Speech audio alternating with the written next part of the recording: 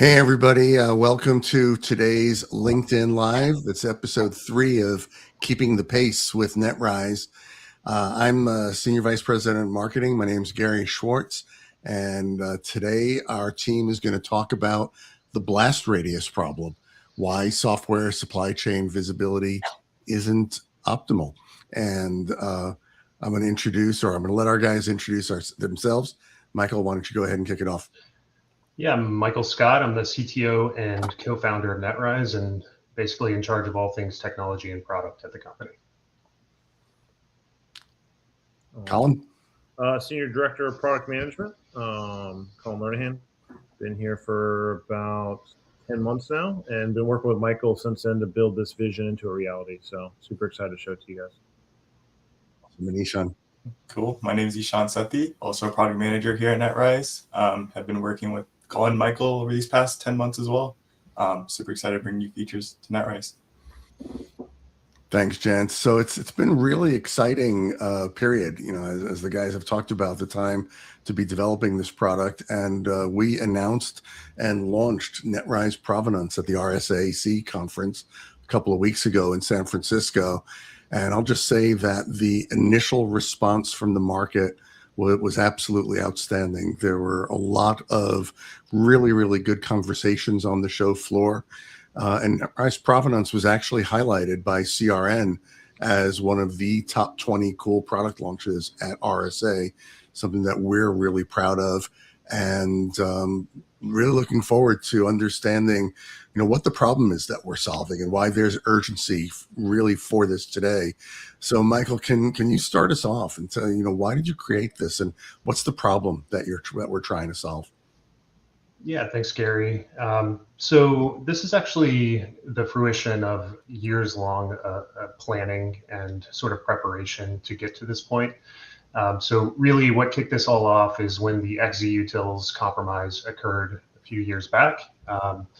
Just at a high level, there was a dependency that a maintainer had compromised, and this dependency was very prevalent, let's say, within the software supply chain ecosystem. And it became very clear at that time that it was a difficult problem to understand, not just exactly, which versions of the package were compromised or anything like that, but really where did that package end up? And, was it compiled into other binaries? Which packages that are downstream from the affected repository were actually sourcing from the source code that had the initial problem?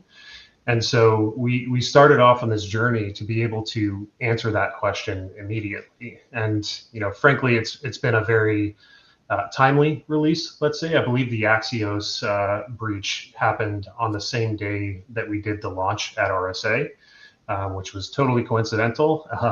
But there's a lot of uncertainty in the market, I would say, right now around these attacks with good reason, because the nature of the software supply chain today is that it's very easy to write code, especially given the explosion of software that's coming from AI, and also just the fact that the software supply chain ecosystem has been built out to be as frictionless as possible. So you could potentially have a piece of software that solves some problem written and deployed and distributed in a matter of hours. And it's very difficult to trace back exactly where that software will end up with some sort of visibility like what we provide with Provenance. Why is the problem so hard? Why is this such a difficult thing to solve? When XZ-Utils, for example, happen. Yeah, so there's a lot of different problems that are adding to the overall problem. So there's disparate ecosystems and different languages that distribute packages. For example, Node.js has something like NPM. Python has PyPy. Obviously, binaries are a whole different animal, which is something that we also cover at NetRise, where dependencies are super difficult to trace back.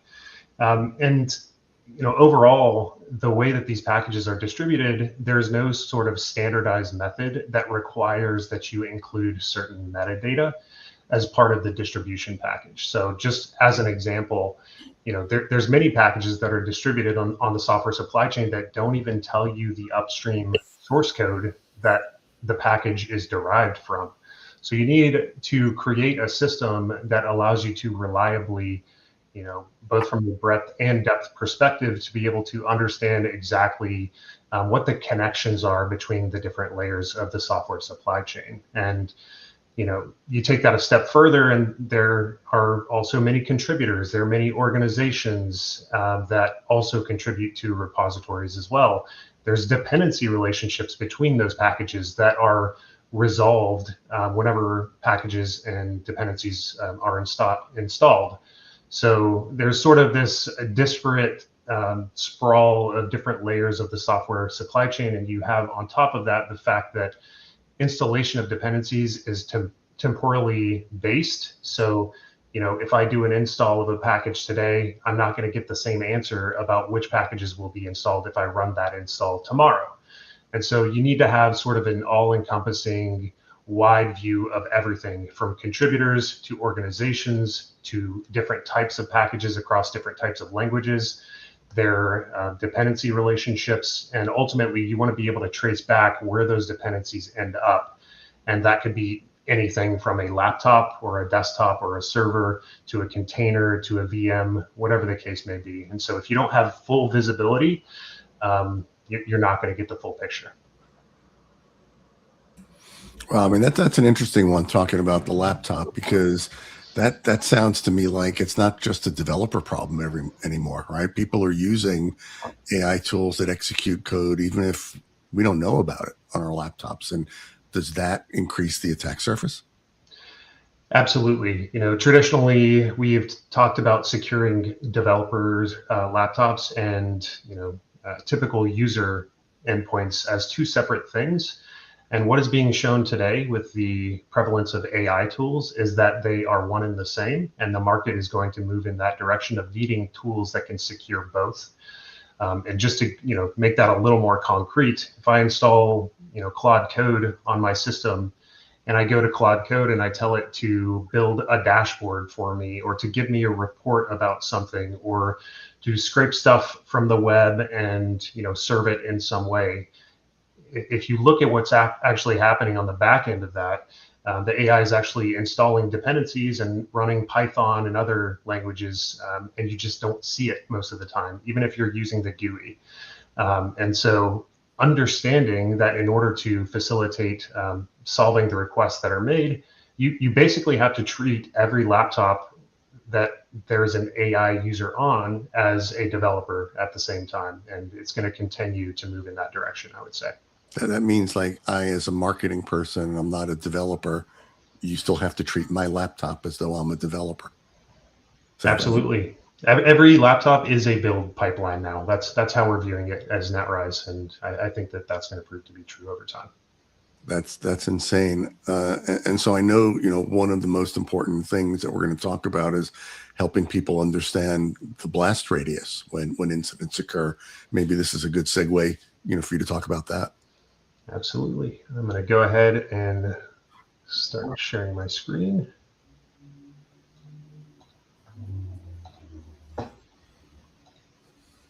Okay. Here we go. All right, is that pulled up? Yes, it is. Alrighty, so let me pull this into slideshow mode. So this is just sort of highlighting the issue at a higher level. This is an example of some of the problems that exist specifically around the LiteLLM compromise that occurred recently. You see a lot of stuff in the news and open source reporting where people are talking about LiteLLM and maybe the direct dependence of LiteLLM. But the fact of the matter is there's a very deep dependency web of things that are reliant upon LiteLLM, and that the further out from LiteLLM that you go, the more things are affected. And it's actually true as well that you don't even have to run these dependencies in many cases in order to be compromised, because there are scripts that run whenever the dependencies are actually installed. So just because there's an indirect link to LiteLLM, you could be compromised in real time as you pull some dependencies in that are directly or indirectly relying upon an affected version of LiteLLM. And, a lot of folks right now are talking about the packages. Really, where this ends up affecting people, yes, the packages are important, but also like what are the deployables at the end of the day that are going to end up in the enterprise that are really going to cause the problem? So your containers, your VMs, your Kubernetes workloads, firmware builds. And by the way, that's something that has not been talked about at all when it comes to this. Firmware that ends up on hardware, on devices that are running in networks are also affected by this. You might have a device that's running in your enterprise network and you'll never know it, but it could have been affected by something like the Axios breach. And, here at NetRise, we've actually shown that that is the case, that, that is something folks have to worry about specifically.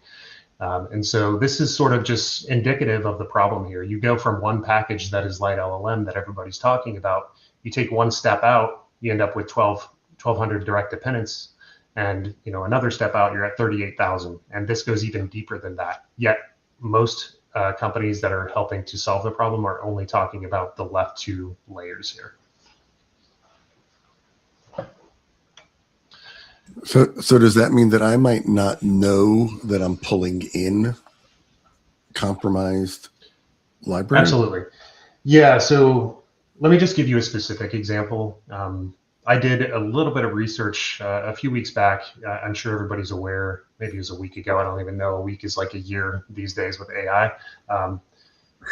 The source code for Claude Code was actually leaked. And I just did a little bit of looking in that. And it was shown that Axios is one of the dependencies of Claude Code. So I'm not saying Claude Code is affected by the compromise. The point is it could have been compromised had a build pipeline run at a time when the affected package was available on the distribution pipeline. So absolutely, yes, if you're pulling in apps, even if that app is not the thing that you think is affected, it could be directly or indirectly affected by compromises. And I'll say this as well, there was a lot of repositories that were dependent upon Axios as an example. And the way that these sorts of supply chain breaches work is that when you start with one repository that's affected, you take a step out, just like these dependencies or dependency relationships exploding, you can potentially get a lot more credentials and other repositories that are pointing to this layer of things that are affected, and you can really expand out and affect a lot of repositories really quickly, just based on how tools like GitHub works. So there's a lot of credentials potentially that have not been used yet as part of this compromise. And so you have to be very vigilant and keep an eye on these things and block them if you can in real time. Wow. So, I mean, if I understand what you said correctly, you said that there's sort of a window, right? And so the compromise may be resolved, but that doesn't mean I'm clear because I may have pulled it in during that time while it was compromised without knowing it. So what can people do about that?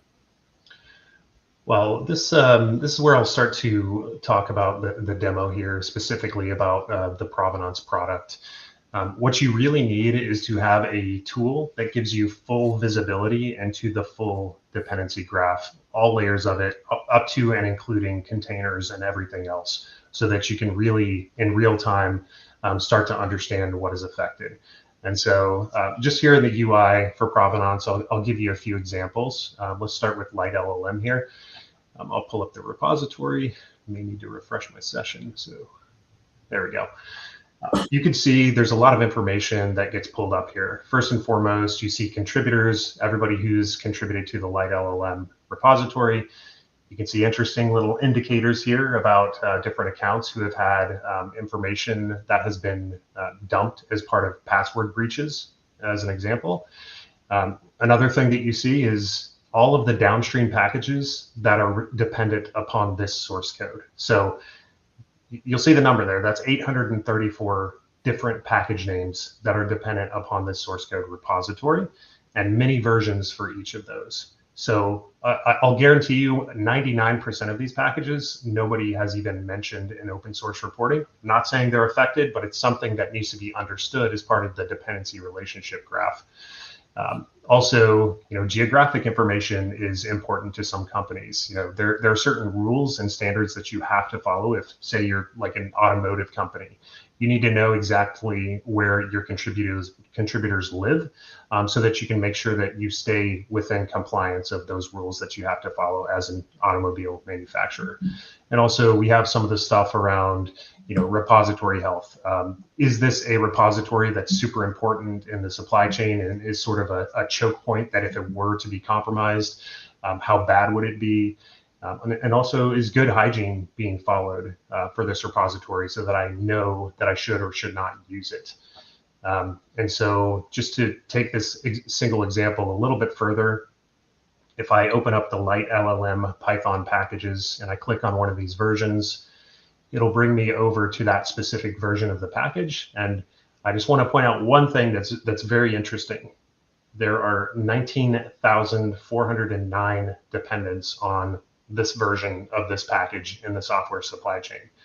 And there's a good chance that, with future compromises like this, just the act of indirectly installing a package will end up with you being compromised. And if you couple that with the fact that every laptop is now essentially a developer machine, you really start to see how important it is to understand exactly what's going on.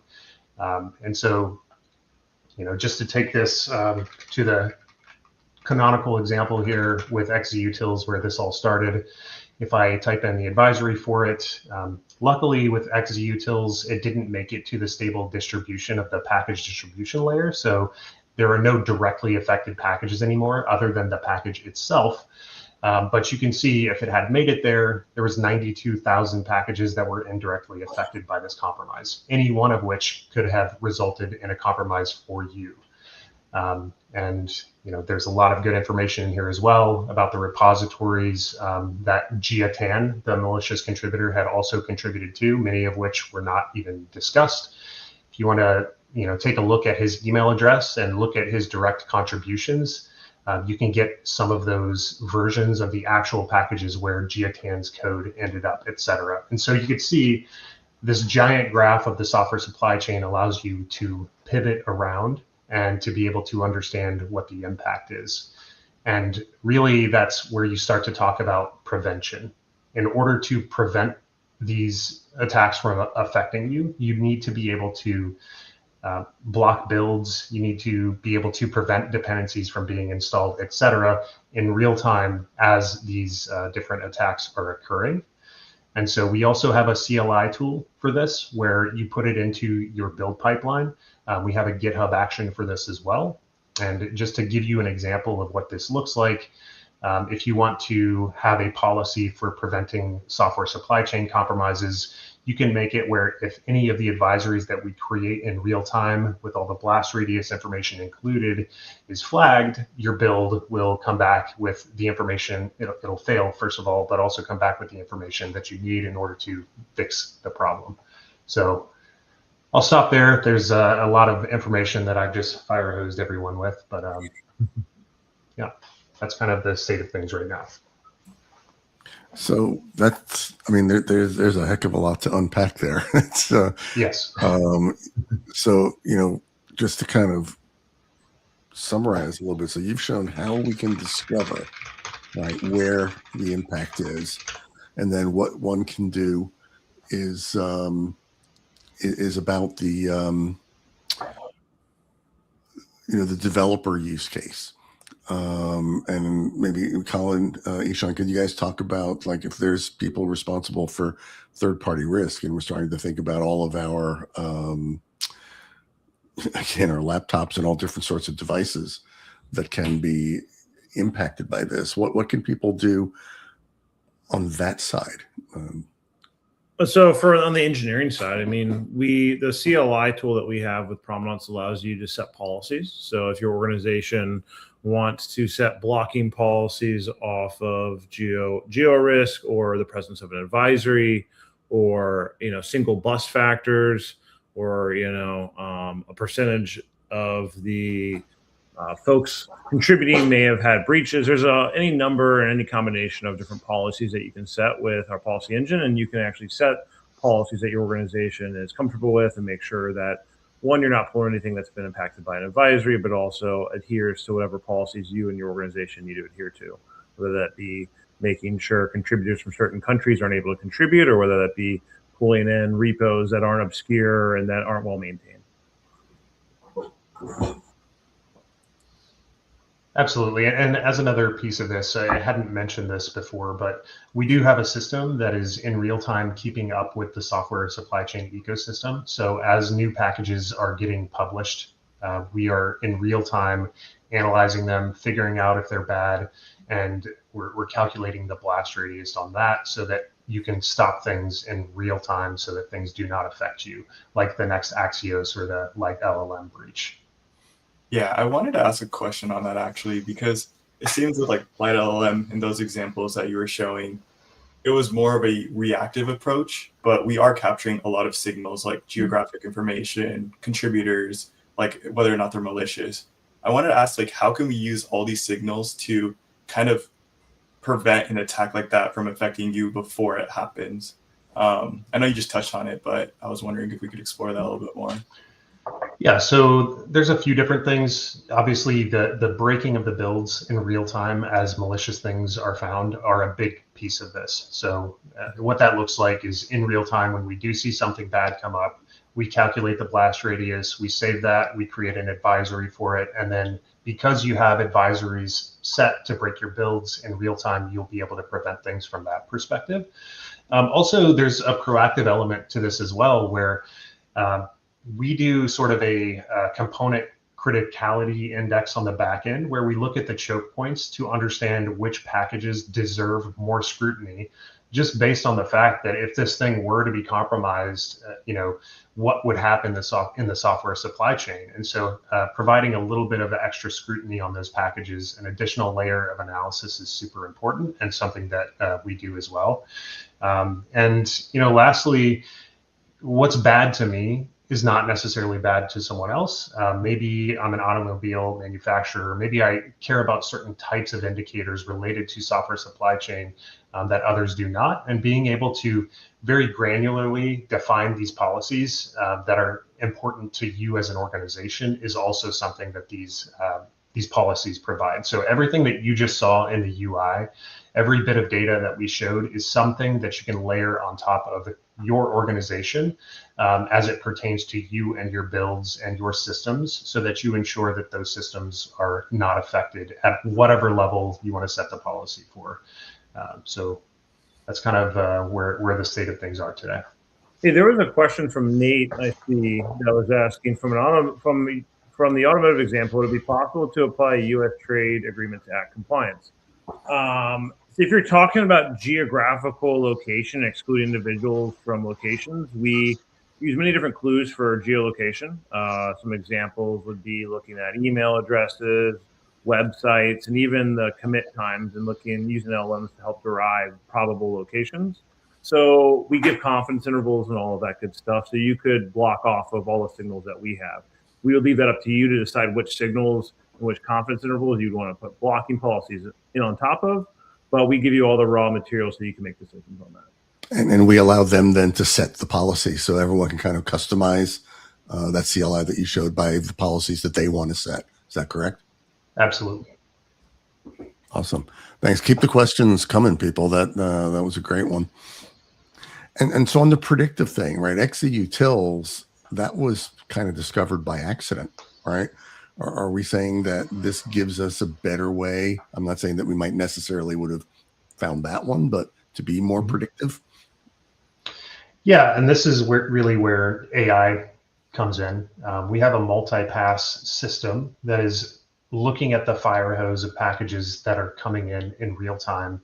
We do sort of a broad pass on those packages to see what looks interesting or suspicious or malicious. And then we do a deeper pass after we get that initial pass done on sort of the whole picture. Is this package actually malicious? Dig into it forensically, look into all the clues, tie this back to the overall ecosystem. Is there some sort of campaign that is ongoing that this ties to, so that you can get sort of the full picture? And so we're doing this at scale, we're doing it in real time, and AI has really sort of opened up the aperture for what is possible when it comes to this. So absolutely. Okay, that's awesome. I don't see any more questions right now coming from the audience. What do people need to implement this? So, reach out to our sales team. The CLI tool is available on GitHub, so everybody can go look at it and see what sort of knobs you can turn with your policies and everything like that. But yeah, I would just say reach out to NetRise, reach out to the sales team, and we'd love to chat. Okay, that is awesome. Yeah, like as I said earlier, we're super excited about this. I think, and the urgency, right, Mike? Can you just really quickly talk to the urgency? I think since we launched several weeks ago, you mentioned the Axios. How many incidents are we finding daily? It's really bad. I'll say this. So we have a Slack channel that all the alerts come into. And I was telling people over the weekend that I just have anxiety even being in that channel, both from the perspective of the sheer number of things that are coming in that are malicious, that are dependencies that will affect the supply chain in a significant way, but also like sort of the ankle biter issues that people think are not a problem but actually are. So just to give you an example, we find a lot of hard-coded credentials and tokens that are baked into the packages as well, and we're detecting and tracking those at the same time. And on its surface, that doesn't seem like a big deal. But if that contributor or organization who is publishing these packages has a token that's available, and say they have another package that is actually popular and is prevalent in the software supply chain, you potentially have the ability to push to that organization's repository now. So, we're doing this, we're tracking this information. It is a guarantee that attackers are doing the same thing. And so, the thing that keeps me up at night is the web of dependencies in the software supply chain, and the fact that if we get to a certain point, it's very difficult to unwind all the problems. So we wanted to start proactively. We wanted this tool to come out and start to solve problems quickly. So, it's very timely, once again, that this is available now. So that's kind of the state right now. Yeah. And it scales when it's an automated agent rather than a human, right? Yeah, absolutely. Okay, cool. Well, appreciate all the questions that have come in, and thank you, Michael, Colin, and Ishan for sharing today. I mean, we are super excited. I want to thank all the folks who have been with us during the session today. Be sure to follow us on LinkedIn. Come see us at netrise.io, and we're here. As Michael said, it causes all of us a lot of anxiety to see what the state of software supply chain is today, and we're really working to solve a serious problem, because this could potentially disrupt the way software is created, right? And the way open source was built on trust, and this is really about understanding, and I think trying to recapture trust in that world. Is that a fair summary? Absolutely. We'll walk back all the issues that we're having right now at a time when it's super important. So absolutely. Okay. Well, I think that's it from all of us. Michael, Colin, Ishan, thanks all of you for incredible content today. And we'll see all of you who've been with us today soon on the next episode of Keeping the Pace with NetRise. Awesome. Thanks, everybody. Thank you. Want to learn more about NetRise?